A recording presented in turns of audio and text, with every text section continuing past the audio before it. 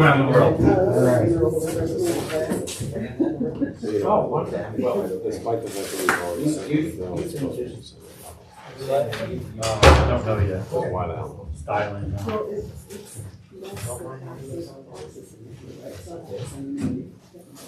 They're all collecting at the end. Well, I guess you would. The other good news is, it's finally moved.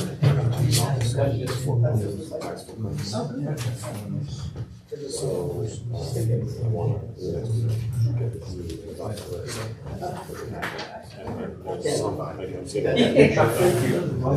I did. That's very clear. It's almost. Yeah. We'll go. Yeah.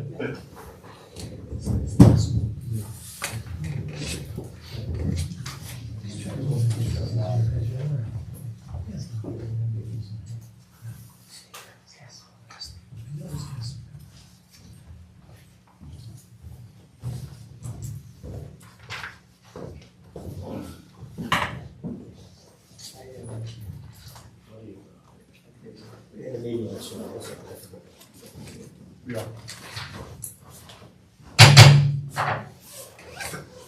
This meeting is called to order in accordance with the Open Public Meetings Law.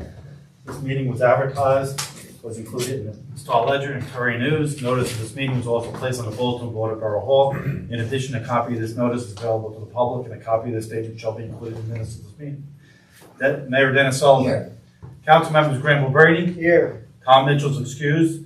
Gina Stravic. Here. Roger Vroom. Here. Fred Weed is excused. Randy Pitts. Here.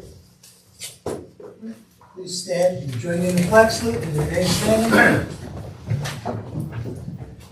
Pledge allegiance to the flag of the United States of America and to the republic for which it stands, one nation, under God, indivisible, with liberty and justice for all.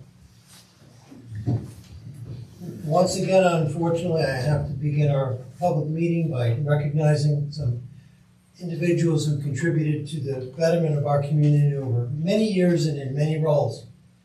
And three distinguished individuals tonight. Carol Schwab, a longtime resident and 17-year veteran of the library.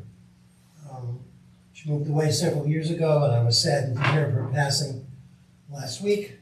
Moment of silence for Carol Schwab.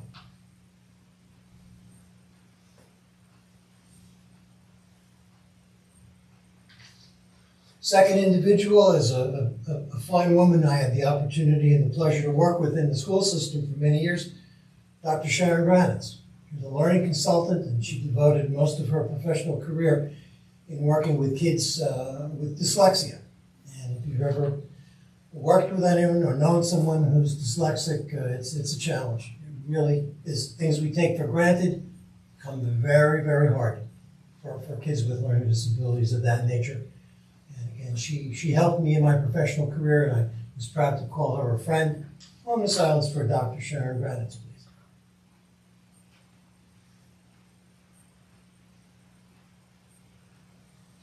And last but not least, Mary Keller, mom of our former judge, Bill Keller.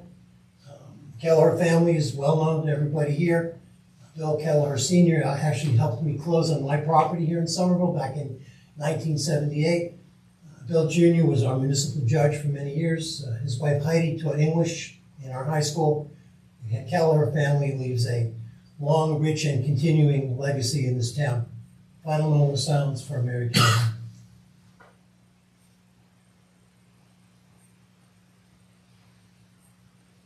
Thank you.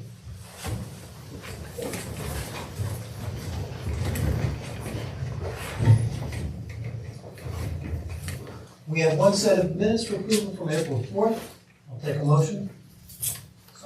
Second. Council members Granville Brady. Yes. Gina Stravic. Yes. Roger Vroom. Yes. Randy Pitts. Yes. We have one departmental report from the Somerville Division from Health report for March. We'll start with committee reports. To my far left, Councilman Borough. Certainly. Friday, April 22nd through Saturday, April 24th, or Sunday, April 24th, Sow Sustainably SEW, Sustainably, is proud to announce the first annual Somerville Town Swap Weekend. Do you have items you want to get rid of but don't want to throw out or sell? Don't trash our landfills, they're already full enough. In conjunction with the Environmental Commission Earth Day cleanup, So Sustainably is hosting a town-wide swap. Place your free items in front of your residence between Friday, April 22nd and Sunday, April 24th for others to take and enjoy. Items to swap: clothes, books, toys, household items, etc. Please make sure they are at least usable. So Sustainably is Bridget Lacerda's Girl Scout Gold Award project. You can find them on Facebook, So Sustainably, and on Instagram, so.sustainably. That's it for me. Thank you. Dr. Brady. Yes, actually, it's been rather pleasant, but we haven't had too much to concern ourselves with. I did want to report that we have a pending storm tonight, and our Director of the Office of Emergency Management got out some weather reports to us today. It looks like we may have some rain tonight, maybe kind of hard rain, but hopefully we keep our wits about us, and we should rise above the water this time as we did the last time. And that's basically all I have to report about. Councilwoman. So the Environmental Commission has their main event this year of the year. The typical cleanup day is also being expanded to include tree planting. So that's this Saturday, the 23rd at 9 a.m. All volunteers should meet at the high school parking lot. The DPW will have free giveaways. Also, we're being supported this year by two of the local businesses in town, Earth, Surf and Turf, and also a resident who owns Dogwood Farms, which is located outside of town, but will also be supporting the event. The So Sustainably group will be there to also educate the public, and there will be a mini green fair with various booths on how to plant trees, recycle, and a multitude of other things. So that's this Saturday, 9 o'clock. Cleanup and tree planting and mini green fair. And then the Environmental Commission has also working with the Green Team on the community garden. And we're expecting that to be open for June 1st, so a lot of work to be done in May. So if anyone's interested in a community plot, they should let the Environmental Commission know. There's email addresses on the website. And in addition to the groups you mentioned, I got a phone call late on Friday from the Lions Club, and they wanted to know what they could do to support Earth Day. I said, we have an event already scheduled. We have the tools, the gloves, the bags. We need manpower. So I'm expecting some representatives from the Lions Club to participate as well. Good. Mr. President. Thank you, Your Honor.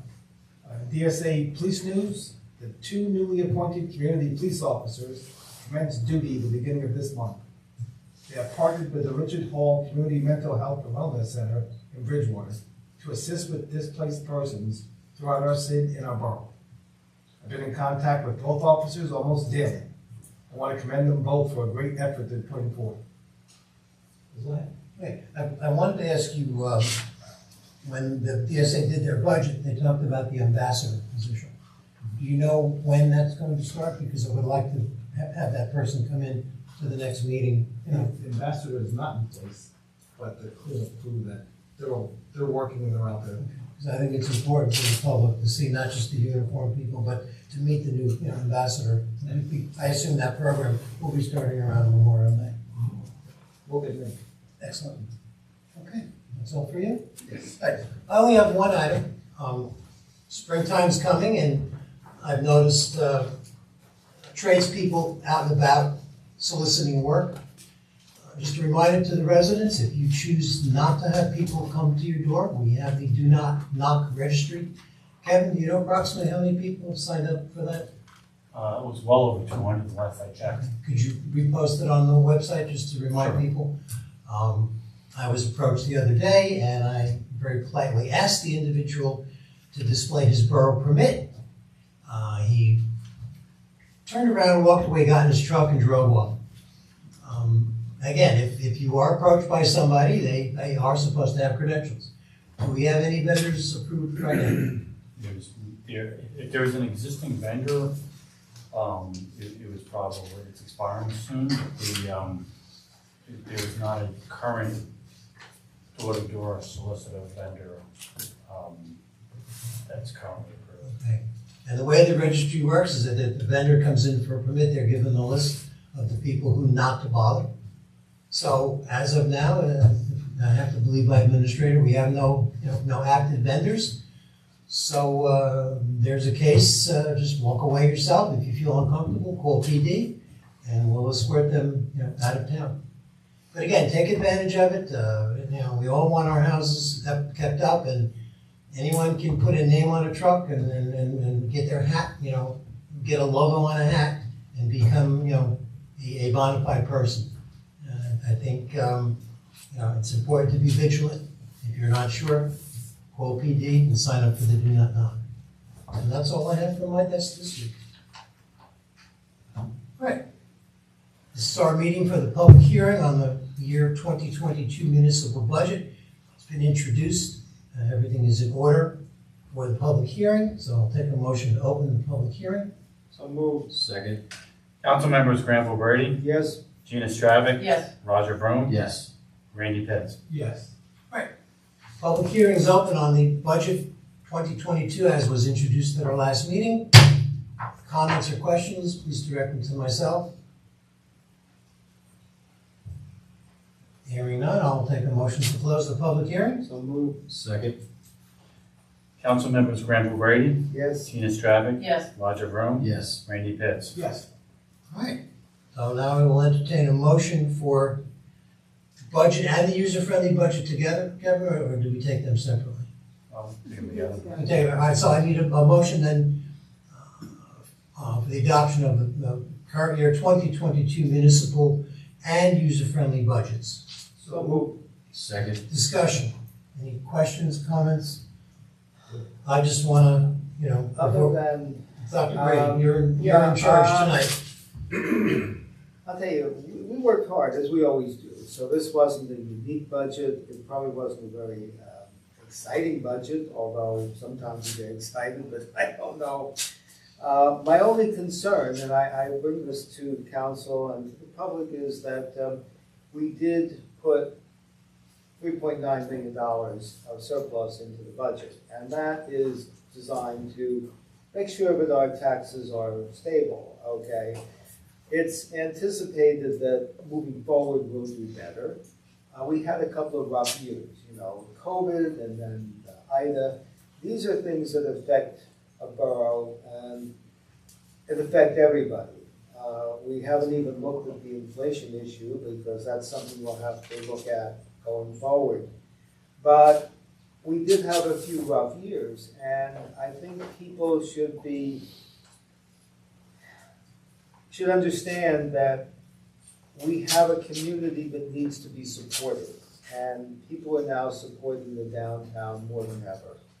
We went to church yesterday, the mayor and I, and it was packed with people. People are coming out, and that's a very good sign, because when people come out, they will spend money, they will be part of our community. But it was a tough budget because we didn't want to cut anything, but we also don't want to be in a position where we're going to tell the people who have to pay the bill that we're going to have to pay a lot more money. So we're carefully watching it for next year. We always look at the budget in a 2-year cycle, more so than a 1-year cycle. This year was a little tougher than normal. And I think Fred and Paige and I put it together in a very easy way, Paige. I mean, did you have much of an ulcer on this one? No, it's basically everything you just said. We had a couple of rough years because, and next year may be the same. But we're weathering the storm because we are able to regenerate our surplus, which is very important. And so if we can continue to do that, then we continue to offset the burden on the taxpayers, which is what we want to do. I just had two quick comments, having done 27 of these now. I asked Paige today what the debt we were retiring this year amounted to, and it was a little over $2 million. Yeah, $2.1 million All right, and we're bonding about $1 million in new debt. So we are lowering that, that difference, which is important, because it's not what you borrow, it's what you pay back over time. So I'm glad to see that, the old debt's being retired at much higher interest rates, I'm sure, than current debt, but even that's going up, so we have to be careful. And one last point, and I've made this point probably every one of those 27 years, Somerville's taxes are not driven by the amount of money we spend. It's driven by the amount of money that we don't raise, because as a current value, it's 42% of our taxable land is tax exempt. 45. 45%. Yes. So bad news just got even worse. Being in a county seat, living in a county seat, living in a community with a medical center is a bonus. It does add value to your house, it adds value to the quality of your life, but that's not always reflected in the little box on your tax bill. And I think it's important, and we've all stressed this over the years. We are a host community, a proud host community, a vibrant host community. That does come with a burden. We have been somewhat successful the last several years in getting payments from the county. Some of the county property is now paying taxes. Some county functions are paying taxes through the rent that they pay to private entities, so that's a good thing. We are generating some income from the medical center. The new bed tax that was instituted by the legislature is reflected, I guess, in this year's budget, or does that have to wait for next year? No. It's in this year, okay. So that, if that increases over time, that will be an additional source of revenue. So we are collecting some revenue from entities that were previously, tax exempt. We're trying very hard to create new revenue and keep our spending flat. And I think this current budget is an example of that. And the projected tax increase on that mythical average home page is $31. $31 total. I'll be attending the school board meeting next Tuesday night. And Grant, I know you'd like to come if you're free. They'll be adopting their budget as well. I don't know what their impact is as yet, but it's about 60% of our tax bill. So our 30% is well managed, well thought out, well crafted. I want to thank our professional team, as well as our finance committee, for the countless hours spent since October. You get a breath, and then next October starts up again. So with that, any more questions, comments? We'll do a roll call. Kevin, did you want to? I definitely want to thank Paige and her staff, Fred and Gran, for their Fridays, and then we met Fridays. The invested department heads that aren't there are invested department heads into the process. And as a baseball analogy, we made it to opening day. Now we gotta play the game, right? So we want to certainly thank the people we're going to be investing with this year, with the bond council. Andy Hodgelicks in the audience with their auditor. So it does take an effort from here on in. The one thing about the budget is you take a breath and then you start all over again, right? So I definitely want to thank everybody. Not everybody's happy, and not everybody's mad, but certainly we have a budget in place that we feel is sustainable for the municipality this year.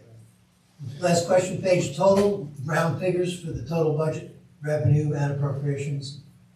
The total, you mean what we're budgeted? Yeah. 26 million? 26 million. Yes. People often ask me, what does it take to run the town? That's including grants, so they're offset, so. 25 million. Divided by 12,000 people, so just, get a We don't sense. have to raise all that 26 No, million. about half. You and I aren't paying all that 26 million. About half. We get some help from the state and government, okay? It's a lot of work. It's one of the most important jobs this body does, and I think, especially our finance committee as well as the other folks who are working through your committees as well. And we will endeavor to do as well, if not better, next year. Roll call. Council members: Granville Brady, Yes. Gina Stravic, Yes. Roger Vroom, Yes. Randy Pitts. Yes. Thank you. All right. Now, keeping in the theme of budget and revenue and growth, we've invited the representatives of Fernmore Homes which are the contract purchaser of the Baker and Taylor site in my neighborhood.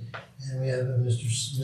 Stephen Kessler with us tonight. And Kessler, if you want to bring a chair and you can come up and sit and relax and introduce yourself to the body. You'd rather stand? That's fine. If it's okay. I have some materials, if it's okay. Start with name and address and your status with the owner. Sure. So my name is Stephen Kessler. I am the general counsel of Fernmore Homes. And I'm a New Jersey resident. I live in Haddonfield, New Jersey at 127 South Atlantic Avenue. A little further south from here, but a small town very much like, Where do you live? so Haddonfield, New Jersey, just outside of Philadelphia. Sure. Our office is located in Jackson, New Jersey, and we are a family-owned business. We're called Fernmore Homes. We are what I would consider a regional developer. We're based, most of our projects are in the state of New Jersey. Some are in Pennsylvania and some in Delaware, but we're basically a New Jersey company. Like I said, we're family owned. The owner of the company, Jeffrey Fernbach, he's been in the business for, I think, about 35 years. And we develop, we own, we maintain, we construct, and we manage all of our projects. So we will be the general contractor, we will be the management company, and we will be the long-term owner, hopefully, of this project on Kirby. We are mostly in the multifamily housing development business. That's most of what we do, although we have done single-family work in the past. We've shifted more toward multifamily work recently, in recent history. And we are purchasing the already approved project without any changes from the current sellers. We've kept the plan as it appeared before the governing bodies and the various committees in Somerville. And we are seeking to step in as the designated redeveloper of the site. So we've gone through the painstaking effort of creating the various entities and filing the paperwork and working with the borough. And so we're here tonight to introduce the company and let you know that we're very excited for the project. It's for us, we tend to pick projects that we know are going to succeed. We usually come out with our marketing department and with our land development department, and we scope out the town. So we were spying on you for quite some time before we decided to move forward with the project, and we determined that Summerville was a winner for us. We were just very impressed by the town. No question on that front. The project itself, I think you're familiar with. We're doing 174 units. They're going to be residential in nature, meaning they will look like townhomes. They will be townhomes, but they will be for rent. Not everybody who wants to rent an apartment is a student or somebody who's just looking to get on the train and living by themselves or living with another person. Some people have families and they need a place to rent as well. So we wanted to develop something that was, more residential in nature as opposed to the average, new multifamily high-rise that you see when you're driving down the highway. We wanted to make something that was attractive, and this plan looked perfect. So we propose handling it, the project, without any changes to what you've received and reviewed previously. That's about all I have to say. I'm here to answer questions. I have extra materials for members of the public if anybody would like to take a brochure or take a photograph. I'm here to. Or a lease application. Or yeah, absolutely, absolutely. This is the furthest north you come above the Mason-Dixon line. So we do have occasional snow here, and it's a pretty livable place no matter what. How many units are you planning to build? So I believe as approved it was 174 units. And what would be the characteristic? 1 bedroom, 2 bedroom, etc.? They're a mix. I think they're mostly 2 and 3 bedroom units. Yes. I see they have garages. They do. Yes. So we would expect children in these units. That would be, I guess the children could be in any of the rental units in town, but of course, as with any of your other apartment complexes, we would expect that there would be children, same as any of the other rental properties. Yes? Yes? I go on record as liking children. Sure. They're an addition to a town and a benefit to the community, so. Sure. Well, I asked that question because we've been told that most of these developments do not have children, and then the next question always is, what is the impact on the school system? Right. Well, This project was already approved. yes, yes, I believe so. Yes, so, And that question has come up since the first building went up on Main Street.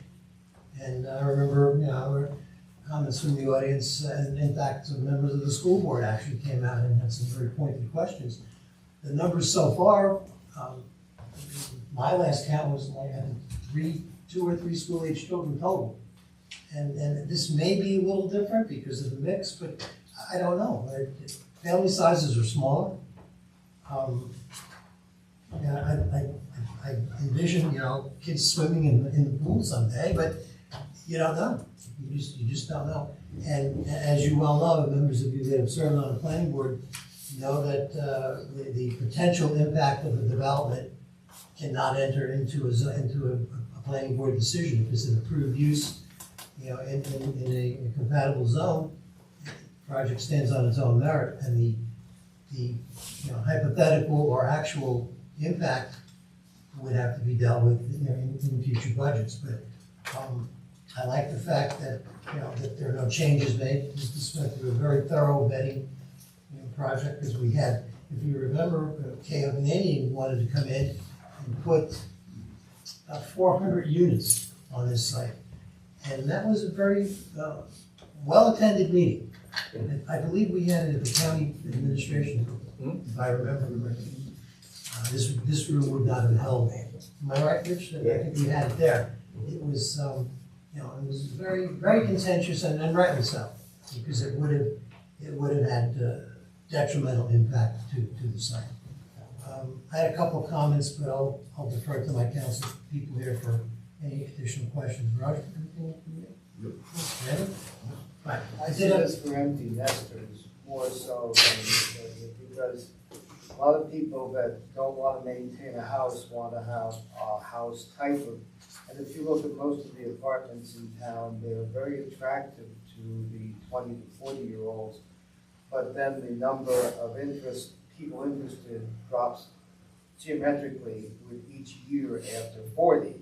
And when you get to be my age, you look at this, how could I ever live in a place like this? But although they're nice, they're not nice, but this looks much more livable. So my feeling is that that's going to be a market that's going to be tapped quicker than anybody else. Yeah, our marketing people have determined that it's, like I said, that it's a winner. We usually don't take on projects that don't do really well. We really haven't had any, knock on wood. Our projects have all done really well. Mr. Costa, what are the typical rents? We're still working on those. We're still working on what the rents will be. I can tell you that in our portfolio, our rents range anywhere from $1,300 a month to $2,200 a month. So it'll be in that range somewhere. I don't know exactly where at this point. That's encouraging to hear. If it is as low as $1,300, there's a lot of concern in town about affordable housing. Sure. So I would encourage you to look at that lower level. We do always try to work with people in our projects, and so we're like I said, we're very very excited about the project. Very excited to be doing it here. I do have 2 questions, and this came up at our meeting that we had prior to you coming in tonight. I understand there's a cleanup in process right now, and people are sort of asking me about the pile of dirt that's to the west side of the building. So just very briefly, without going into details, give us a sense of what the cleanup will involve. Sure. So there are 2 components to the cleanup. One is the removal of some contaminated dirt, what they refer to as historic fill, in and around the project. It's all being handled under the auspices of the New Jersey DEP, along with our, the current owner's licensed site remediation professional. And it's being handled as any other project would at this point. We haven't come across anything that we would not expect to see in a site that had a former industrial use. The historic fill and dirt will be removed and capped per the requirements of the DEP. Cap means that clean fill will essentially be brought in, and the bad dirt will be taken out and good dirt will be brought in, clean dirt will be brought in. The second component is the building itself. So the building itself has some contamination as well. It's kind of seeped into the concrete walls of the building. And that also is being handled in much the same way.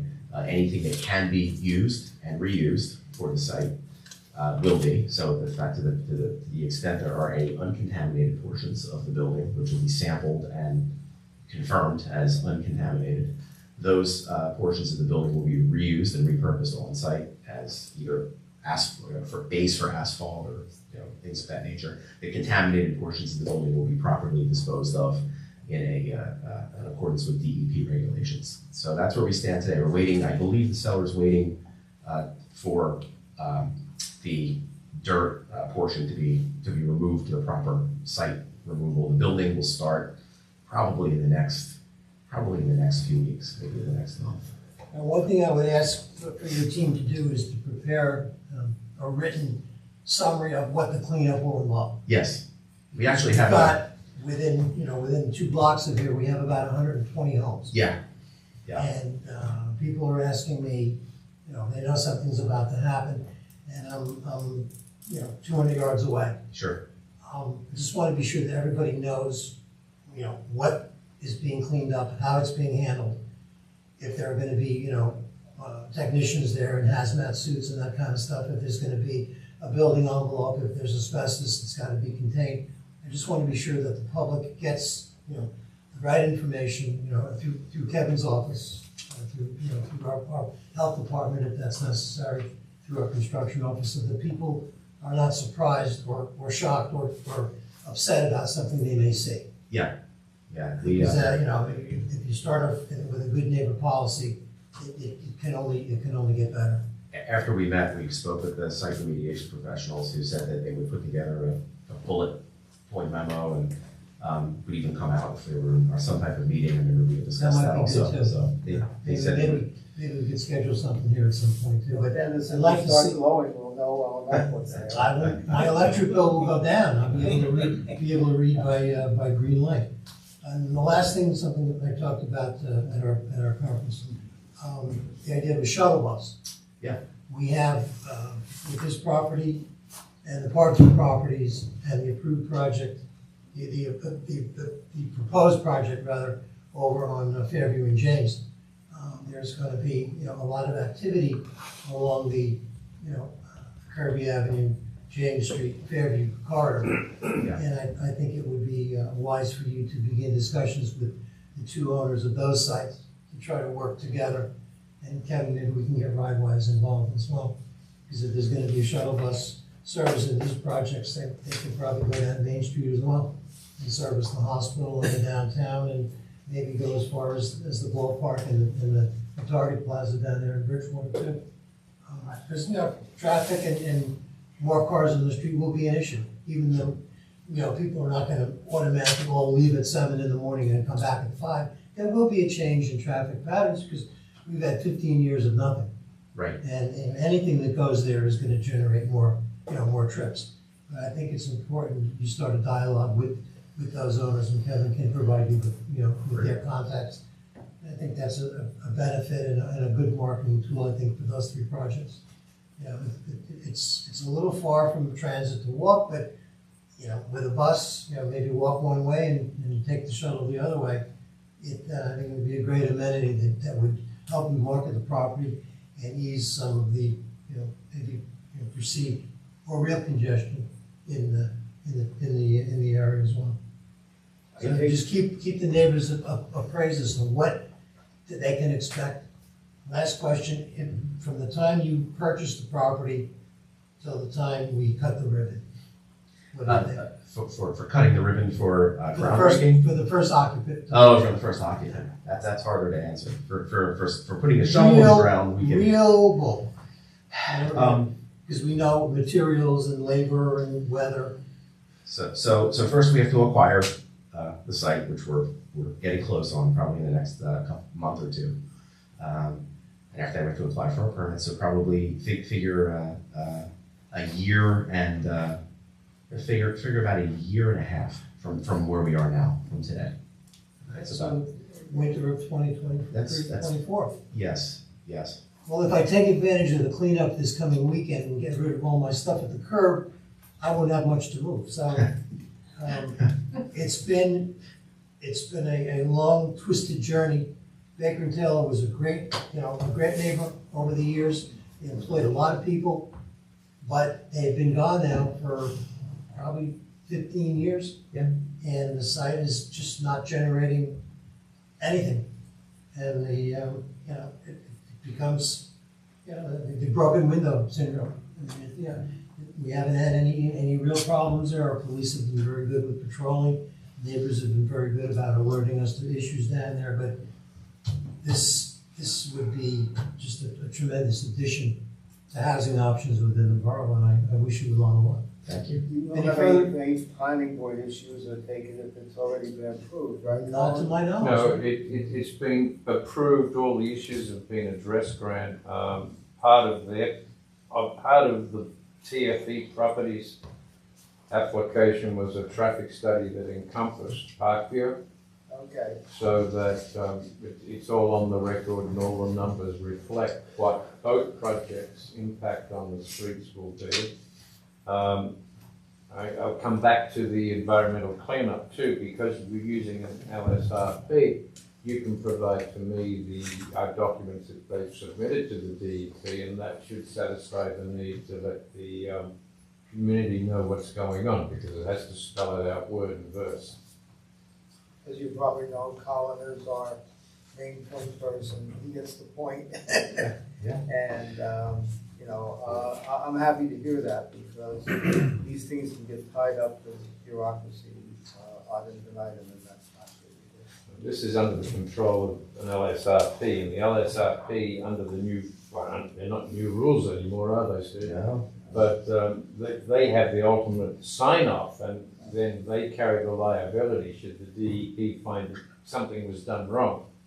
They don't shut the project down, they go after the poor guy's license That's true. Yes. and make him fix it. All right, so if you want to schedule a public meeting in terms of the cleanup, you just work with Kevin. Sure. He has the Happy calendar to for do this that. room. And look forward to seeing some activity down there, sooner than later.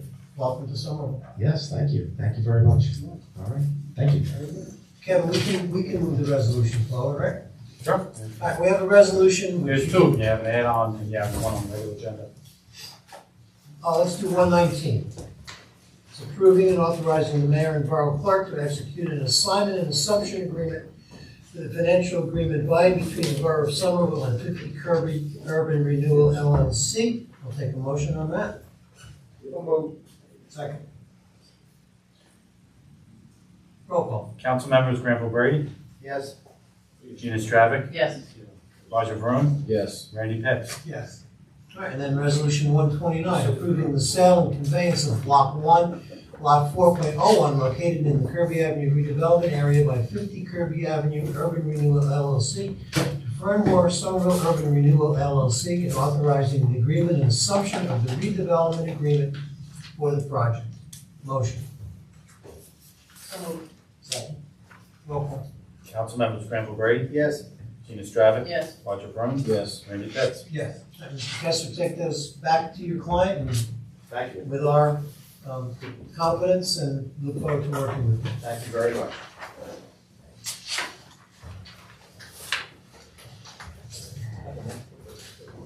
We have two ordinances for public hearing and adoption that were introduced at a prior meeting.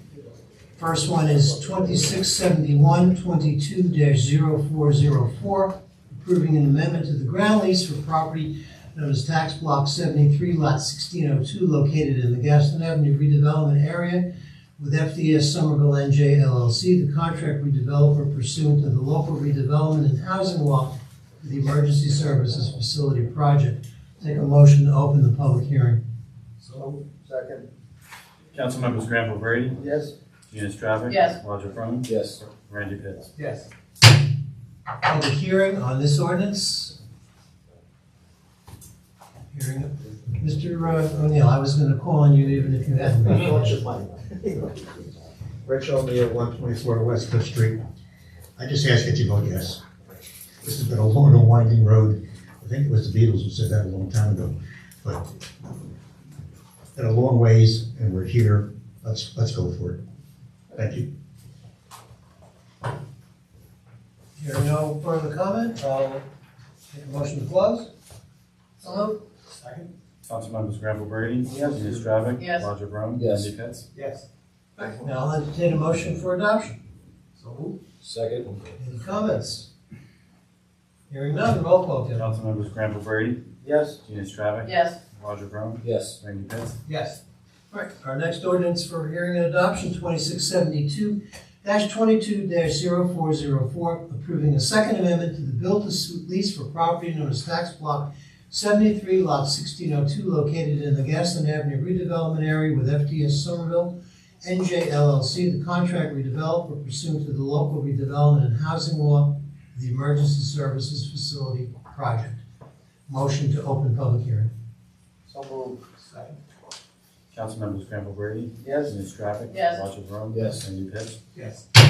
Public comment, Mr. O'Neill again. Well, I used to live when we started this thing. It's Rich O'Neill, 124 West Cliff Street, Somerville. I think the tonight is pretty momentous. I know there's a sellout crowd here to talk about it, but this will be the first purpose-built police department, police station that this town has ever had. Every place these guys have worked has been something else first. It was the back of a firehouse. It was under Borough Hall over on Bridge Street, which burned once too, you know. And then we ended up with the police in a carriage house. And they ended up in an old linoleum factory, Cadillac, Main Street. And they came here. These have always been a makeshift, let's see what we can do. Let's make it work. This is the first time somebody's really thought this through. And I think that's a real good thing, finally. You know, you're building something that should last a whole lot longer than I'm gonna last. Although, if you count the time we started this thing, I'm not so sure. This has been a 20-year project. I mean, Frank and I were, assigned to this committee, like Mayor David Holland. Did that give you any sense of timing? So it's taken a long time to get here. I think it's good for the police department finally to have a real place. It's very good for the fire department to consolidate our efforts. The firehouses now are based on where horses were. And we don't have any horses anymore. I looked around the other day, couldn't find one. We're totally mechanized, and we're gonna finally act like we are. So I think it's good for the departments, both of them, and I think it's good for the town. And I have to thank you guys, Randall. Thank you guys for getting us to this position. It's been a long and winding road again. Thank you. Thank you for your comments. Anyone else, motion to close? So moved. Second. Councilmembers Granville Brady. Yes. Gina Stravic. Yes. Roger Vroom. Yes. Randy Pitts. Yes. Motion for adoption. So moved. And I'll just add to what Mr. O'Neill said. It's been 4 mayors, probably 30 council people, but more importantly, volunteers with a history in the town and in the department, such as Mr. McAlee and Mr. O'Neill, and countless families that have probably been involved in the fire department when they had horses, and in the police department when they were still probably called constables. And it is, it's a major project. It's the first public construction since the high school was opened, I guess, in 1970. And Somerville's a town on the rise, literally and figuratively. The services we provide are second to none, and it's my pleasure to, along with the rest of the council, I'm sure, to provide them with a facility that matches the quality of the work they perform for the citizens of this community. And I can't wait to see the site change overnight. It should be, if all goes well, no more than 2 years from start to finish, and that will be a ribbon cutting like no other, because it's something for the town, by the town, and because of the town. And with that, we'll take a roll call. Council members, Granville Brady, Yes. Gina Stravic, Yes. Roger Vroom, Yes. Randy Pitts. Yes. Excellent, thank you, Council. And thank you, Rich and Frank, and take that back to your, colleagues and compatriots as well. It's a labor of love, and, it's, the hard work's done, now we just have to get it built. You know something, Daz? This might have been either the tail of a dog, and I'm not quite sure which, but I've been in town not as long as some of you folks, but the town didn't really go very far. Bridgewater Commons was here, there was kind of a funk in town, and nobody really looked at what was gonna happen to the future. They didn't even know there was a future. But all of a sudden, we've had a lot of things spring up in the last 5 to 10 years. And this is really part of that evolution, because we could no longer do what we've done in the past with the facilities we had. We have to do this. And as you said, year and a half, 2 years, 3 years ago, if we don't do it now, then when? And we did it. And that's where I feel good. It was time. And, in another 100 years, somebody else is going to look at something and say, well, those folks did a great job, but now it's time. And that's the idea. So I think we can really all congratulate ourselves because we're still here and we're moving forward. So many towns don't move forward. So many towns get stuck in the past. We haven't done that. There's an optimism here, there's a spirit here, and there are just good people here that deserve the best. And what we can provide for them, we're proud to do it. Rich, I will give you the last word. Pride in the past, faith in the future. Right. Excellent. That was our motto that for the 50th anniversary of Borough of Somerville. It was on the wooden nickels. And we can incorporate that somewhere in the lobby of the new building. Could well do that. Keep that in mind. Yeah, I'll do that.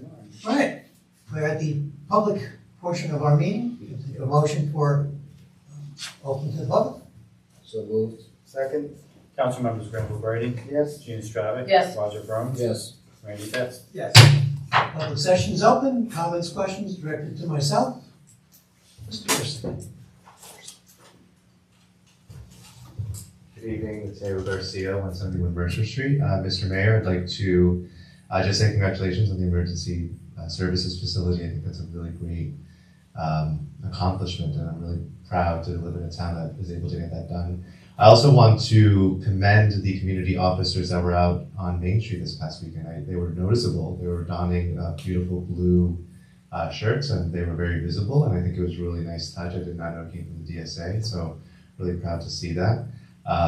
Third comment, we had a developer speak here previously. I'd like to commend the councilwoman for asking questions about rent. I think that's a very valuable question, and I'm glad to see that the council body is asking those questions. And the range that the developer proposed, though not a commitment, is a very good range, and I would encourage, Mr. Mayor, the town to continue to work with developers and keep the rent prices in mind for the interest of the community as well.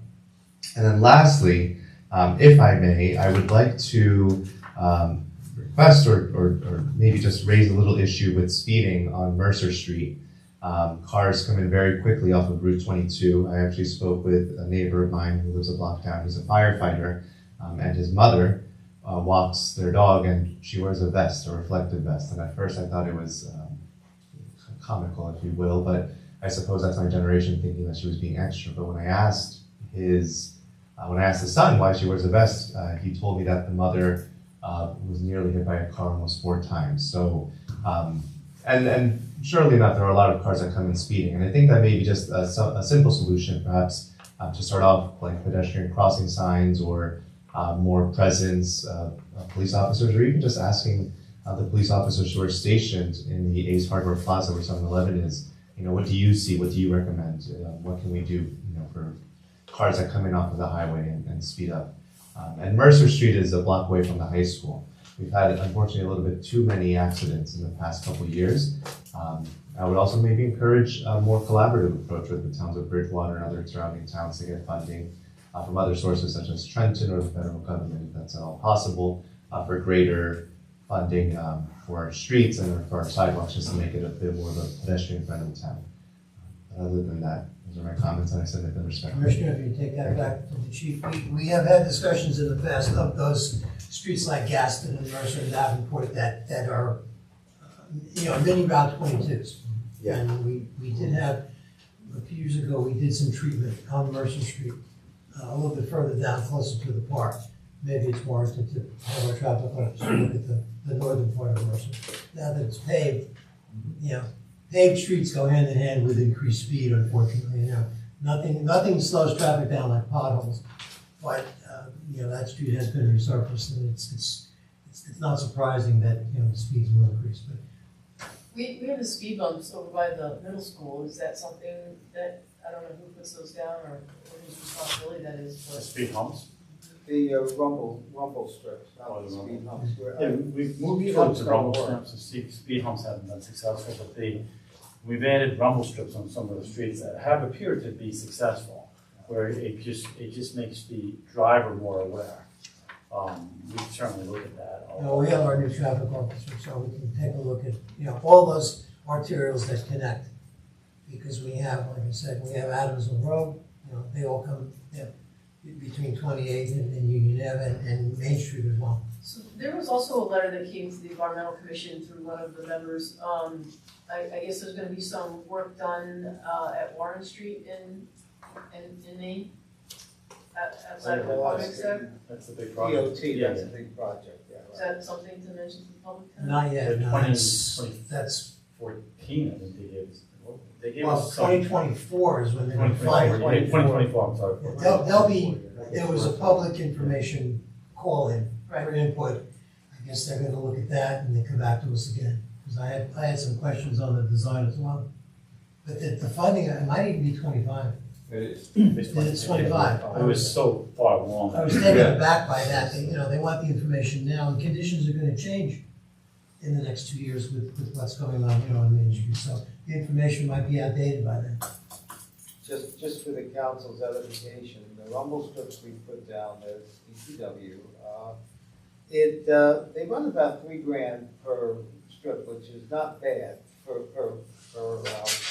set of, okay? Yeah. What about middle school is not rumble strips, is it? Isn't that speed humps? Those are Those are speed speed humps. humps. They put They're a about little 20 different. They tend to be not well received by the fire department, by emergency vehicles. You start to move along there, you're gonna jar. Yeah, they make you probably slow not a down, good there's no idea. question. The rumble strips seem to be working. Now, they put them on Altamont, if you notice, and that was recent, and that's mid-block. Most of them are intersection rumble strips that we have. Cliff, and the High Street, what have you. But you can do mid-block. And I think it's a good idea maybe with Randy and DPW to talk about what are the critical streets where they're having a lot of this problem. Put them up, period, not all the time. You don't want a rumble strip every so many feet because people complain in their house when they hear boom, boom, boom. But maybe it's a good idea where that gentleman was talking about as you're coming off the highway with the rumble strips. Well, we have a new traffic department, with the increased police, force that we have. Right. Let's let them take a look. And see Look what at- they look at need, where they've and let written us know, and citations. then we'll put it on a schedule like everything else. Good. All right, we'll take care of it. All right, motion to close public. So moved. Second. Council members Granville Brady, Yes. Gina Stravic, Yes, Roger Vroom, Yes. Randy Pitts. Yes. Consent resolutions. We already took care of 119 and 129.